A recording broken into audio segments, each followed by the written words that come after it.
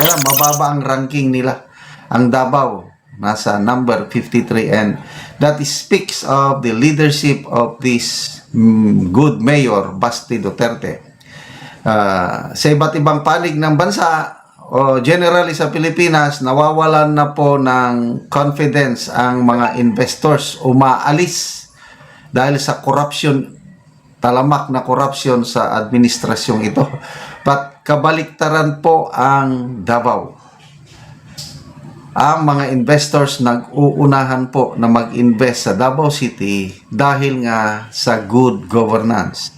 Sa buong Pilipinas, corruption, bad governance, lumalayas ang mga investors. Ito mga update, malaking katotohanan ho yan. Marami nga ho, di ba, nagre-reklamo na nga yung mga businessman. Dahil nga sa sunod-sunod na, pati ho sila kasi yung mga businessman dito sa ating bansa, nagigipit ho sa pagnanakaw ng mga politiko. Marami hong business ang napipilitang magsara or lumipat ng ibang bansa. Dahil nga ho, sa malaking epekto ng gobyerno. Paano ho ba natin masasabing malaking? Dahil po sa ekonomiya ng ating bayan. Yung hindi lang ho yan pati yung mga flood control kasi maraming businesses din ho, yung nadadamay dahil sa nangyayaring pangako nilang 5,000 flood controls, wala ho nangyari. 'Di ba? Yung unang-una yung flood control, malaking bagay na ho yan Kung natapos lang ho yung mga pangako ho nilang flood control na yan, maraming Pilipinong masaya. Okay lang ho sana nakaluklok si Marcos Jr. Wala akong problema. Pero sana tinutupad ho nila yung mga pinapangako nila noong nangangampanya pa lamang sila. Tsaka nung bagong kakaupo pa lamang nila. Dapat ho ginagawa nila. Di ba dapat ho ginagawa nila yung totoong trabaho nila. Hindi ho sana milyon-milyon Pilipino yung nagagalit, nagugutom sa gobyerno. Kasi tayo, naglumalaban ho tayo ng patas, mga kaabdi. Lumalaban ho tayo ng patas. Nagtatrabaho tayo, napapagod tayo, nagbabayad tayo ng buwis. Pero ano yung sinusukli ho nila? Nagnanakaw lang ho sila. Kaya marami mga kaabdi sa ating, lalo na pati mga artista ngayon, pinapakita na ho talaga nila na pati mismong sila, mga kaabdi, galit na dahil sa kakorupsyon ng gobyerno. Tingnan nyo ho, i-search nyo na lang sa Davao kung pang ilang safest city yung Davao. Nasa top 10 ho yan. Top 10 ho yan. Nangunguna ho yan lagi kumpara naman dito sa buong Pilipinas. Lagi hong una. Pero sa Southeast Asia, mga kapatid, isa ho. Nasa top 10 po yan Davao sa safest city. Kaya marami hong investor nagsisiksikan na dyan. Wala na ho masyado sa Maynila. Wala na ho dyan sa Manila. Nagsisiksikan ngayon sila mga kapatid dyan sa Davao kasi po, paangat ng paangat yung Davao ngayon. Kahit na ano ang panggigipit nila dyan sa mga Duterte, yung mga paninira nila dyan, wala hong magagawa kung mismong taga mga Davao, bilib ho sa trabahong serbisyong ginagawa nila. Diba? Makikita mo sa mismong mga tao doon sa isang lugar kung satisfied ba sila sa trabaho ni Mayor Baste o hindi. Tingnan nyo, lahat ho ng investor ngayon, marami ho nasa Davao City kasi nga ho, tuloy-tuloy silang umaangat. Kaya nga gusto ho nilang ihiwalay na lang yung Mindanao sa Luzon. Diba? Maging independent daw ho. Kasi nga ho, matindi na. Pati ho sila nadadamay. Isipin mo pati sila pinakikialaman. Wala naman po silang tinatago dyan. Nasaan po ba yung mga pagnanakaw, yung mga kakuraptan, mga kurap na politiko? Nasa Luzon ho lahat. Marami ho sa Luzon. Meron din pala sa sa Visayas. Si Tambaluslos, Leyte. Yeah. Kaya gusto kong iwalay nila yung Mindanao para ho hindi na dadamay sa kabalasobasan nitong admin ni Marcos Junior. Kaya update, kung bago lang ho kayo dito sa ating channel, isang like, isang share, isang subscribe lamang ho. Malaking tulong na ho yan. Kaya mga update, pakinggan na ho natin etong kay Mayor Baste Duterte. Sa Davao City naman, because of good governance ni Mayor Baste, dumadagsa ang mga investors. Mga international flights, Japan, Singapore, Qatar, UAE, ang dami ng mga airlines gustong magkaroon ng direct flight sa Davao. Ayan, isa pa ho yan, yung mga direct airlines nga na gusto nga hong kumonekta yan, katulad ng Japan. Di ba ho, mga ating ibang bansa dyan, yung mga karatig na bansa, kung gusto man pumasok dito, hindi po dyan sa Luzon. Nasa Davao ho nila gusto. Bakit ho? Kasi nga ho, kung may krimen doon, agad ho nakabalita dyan sa, alam niyo na, sa mga media outlets, mga kapatid. Pero tignan nyo, dito sa Luzon, yung mga pagnanakaw ho nila, hindi ho agad inilalabas. Diba? Malalaman mo na lang ho yung mga nagnanakaw dyan sa social media, sa mga posts ng ating mga kababayan. Pero sa dyan sa mga media outlets, yung mga malalaking balita ho dyan, kakaunti lang ho. Kasi po, admin ni Marcos, sinusupalpal ho nila ng pera. Diba? Which is an indication of yung mataas na tiwala ng world stage sa pamumuno ni Mayor Basti Duterte. So, nakakatuwa po. Sa mga hindi pa nakabisita ng Davao, I tell you, sulit ang dahil napakalinis ang Davao. I think second cleanest city in Asia next to Singapore. And then one of the safest city in the world. Ano pa? Name it. Talaga, disiplinado ang mga tao sa Davao. Yan na po ang tatak Duterte, yung Duterte's brand of leadership. Isa pa na binibihan, nakakabilib sa Davao, yung free hospitalization. Sa buong Pilipinas, maraming nagre-reklamo dito sa napaka maliit, napaka-inefficient na tulong ng PhilHealth. Sa Davao, libre ang hospitalization. Kahit hindi ka taga Davao, basta ma-hospital ka sa Davao at ma-enroll ka doon sa programa nila, wala kang babayaran ni kusing. Ganyan po. Kasi parang lingap, mahirap. Parang may programa sila eh. Nagtulong-tulong itong si Vice President Sara, yung kanyang opisina, OBP, opisina ni Congressman Baste at ang LGU ng Davao, nagtulong-tulong sila, mayroon silang pundo. Basta ma-hospital, taga Davao man o taga labas ng Davao, basta nasa Davao City na hospital, libre na yan. May baon pang gamot. Ganyan po ang Duterte's brand of leadership. Okay, tinignan ko yung edad ni Mayor Baste, 38 years old na po siya ngayon. So, maalala ko, mga last month ba yun, 3 weeks ago, nagbanggit si BP Sara. Kahit ma-disqualify nyo ako, sabi niya, in case ma-disqualify nyo ako, siguraduhin nyo lang na tatalunin nyo ang aking i-endorse. So, simba ko lang, nakunod, ma-out of the equation si BP Sara, hindi siya makatakbo.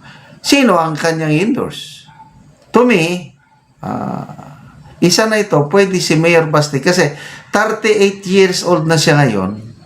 By 2028, qualified na siya. Kasi 40 years old man ang age requirement ng tatakbong presidente. Hindi katulad si Vico Soto, wala pa, hindi pa siya qualified by 2028. Kaya merong bill ata o resolution sa Kamara urging magkaroon ng constitutional convention, gagastos tayo ng milyones para i-amend ang constitution para lang ipababa kuno ang age requirement from 40 to 35. Ano ba yan?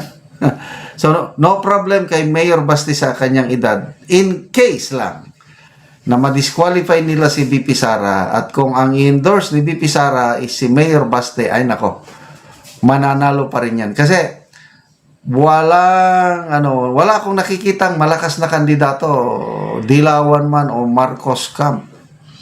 Si Romualdez, sabi natin, Romualdez ang kandidato ng Marcos Camp.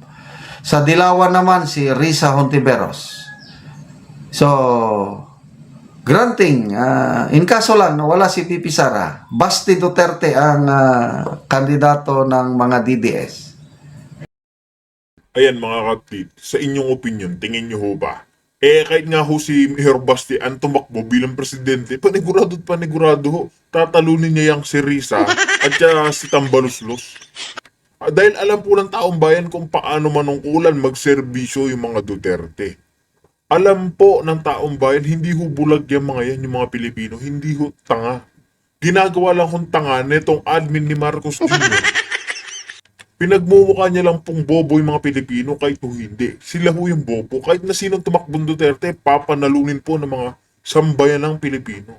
Yan po yung malaking katotohanan dyan. Kaya ma-update, isingit na ho natin itong isa pang parang silent martial law na nga ng admin ni Marcos Jr. sa ating bansa. Kasi nga ho, gusto rin na ho nilang patahimigin yung mga nagpo-protesta, lalo na ngayong November, magsisimula na ho ang kilos protesta ng ating mga kababayan. Kaya mga update, abangan lang ho natin kung kailan ito. Sa November 30 ho kasi marami na ho nagsasabi na doon gaganapin ang malaking kilos protesta laban sa gobyerno ni Marcos Jr. Kaya mga update, rektahin na rin ho natin ito.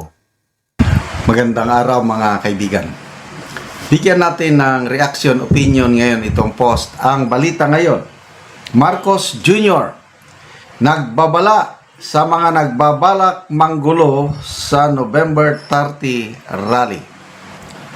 Hinimok ni Pangulong Marcos Jr. ang publiko na huwag magpapadala sa mga planong manggulo sa nalalapit na kilos protesta sa November 30 na layuning ipanawagan ang laban kontra korupsyon.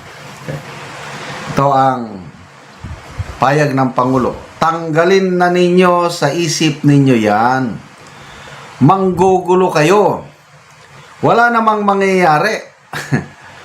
May masasaktan lang, nasasaktan pa yung mga kasama ninyo kung minsan. Yan ang kanyang kasi naikasa na naman ang malawakang rally ngayong November 30. I don't know yung venue, most likely EDSA Shrine siguro, yung organizers na trillion peso march, mga dilawan ito. Hindi pa rin sila kontento sa ginagawa ng Pangulo ngayon sa laban sa korupsyon. Kaya tuloy daw ang laban kontra korupsyon. Okay, tungkol sa nalalapit na rally, itong abogado, pro-BBM lawyer na si Attorney Jesus Falsis, ito, mayroon siyang isiniwalat na game plan daw ng mga DDS. Sabi niya, DDS game plan, magpaputok ng iskandal that leads to BBM kuno between November 3 to 7. Then massive rally by INC, GIL, and KOJC around November 15 to 18 to preempt the November 30 rally. Magpapatalo ba tayo? So I don't know how true itong sinasabi niya na magkakaroon ng malawakang rally itong tatlong religious group, INC, GIL, at KOJC. Makikita nyo, itong tatlong hindi naman largest siguro, basta malalaking kongregasyon, maraming miyembro. INC, ilan ba? 5 million voters lang yan voters. 5 million INC.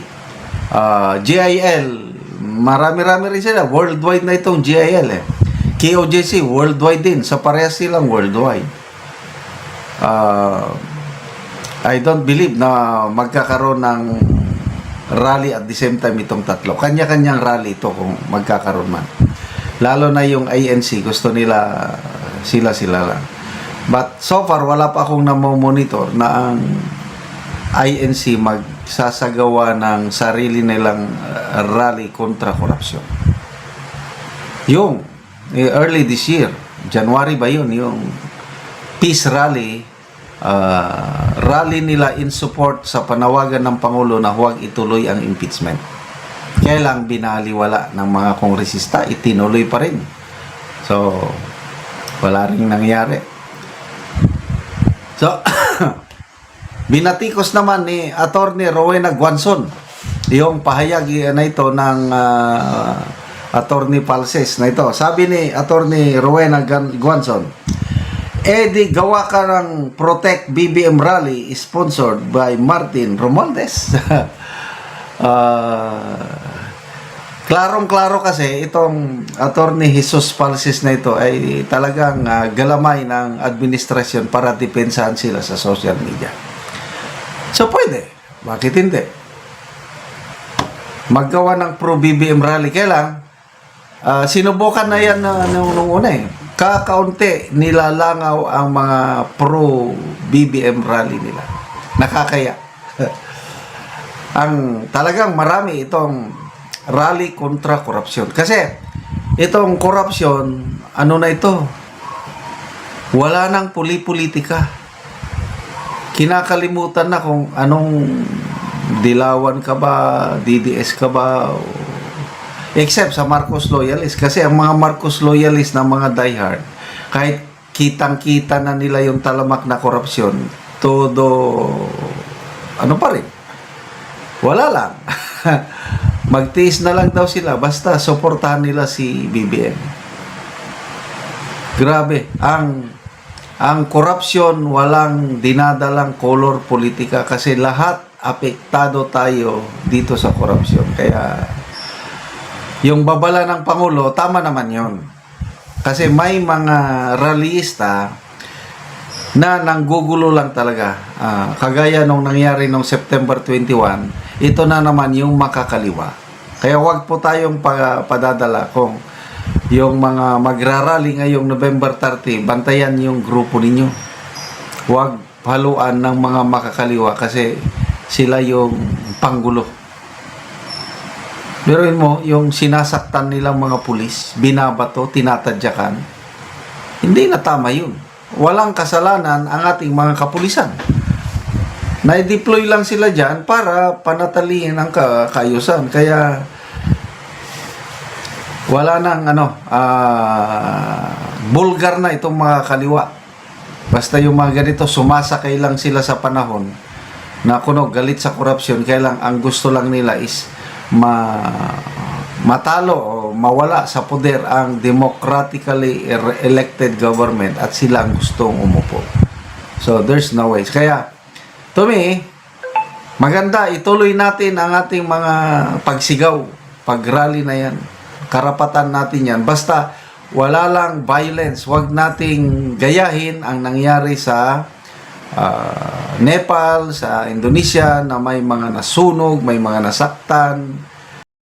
Ayan nga mga kaptit, no, sa unti-unti nga ho nila, yung parang sinisekreto pa lang nila, kinukunti-kunti nila kasi may freedom of speech po tayo. Meron ho nga tayong demokrasya sa Pilipinas, pero ano ho ginagawa nila? Pinapatahimik ho nila. Diba, yan po ba yung pagbabago na sinasabi ni Marcos Jr.? Uulitin niya lang po ba yung minana niya sa kanyang ama? Samantala, namamana niya na nga pala yung ginagawa ho pala nilang kabalbalan. Isa pa ito mga kapatid, isisingit na rin ho natin ito mga kapatid. Naniniwala ho ba kayo dito sa pahayag nga ng PNP? Crime rate sa bansa bumababa na ng 13.96% sa nadagdagang 3 buwan. Ikaw mga kapatid, ano ho sa tingin nyo? Magbigay ho kayo ng komento, opinion dyan sa ating comment section para ho papag-usapan natin itong mga kabalbalang ginagawa ng admin ni Marcos Jr. Totoo na nga bang bumababa ang crime rate sa bansa? Totoo na nga bang may martial law na sa ating bayan? Kaya yung pagiging kilos protesta na gagawin ng ating mga kababayan, magkaiksa ho tayo. Labanan ho natin ang korupsyon. Kaya mga update, dito na ho natin tatapusin ang ating reaction video.